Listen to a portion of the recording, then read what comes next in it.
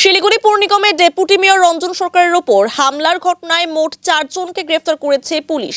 ধৃতদের নাম দিব্যেন্দু দাস, বিজয় শর্মা, সুধাকর চৌধুরী ওরফে সজল এবং বিশাল নন্দী।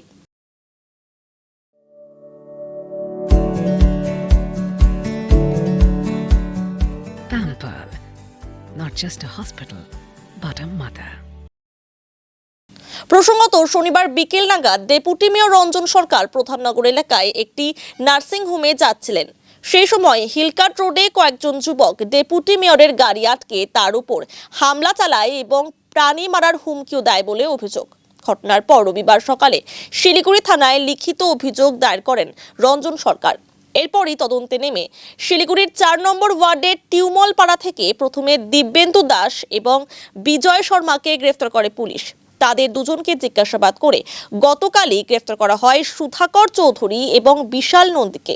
আজ ধৃতদের শিলিগুড়ি আদালতে পেশ করা হয়েছে। গোটা ঘটনার তদন্তে পুলিশ।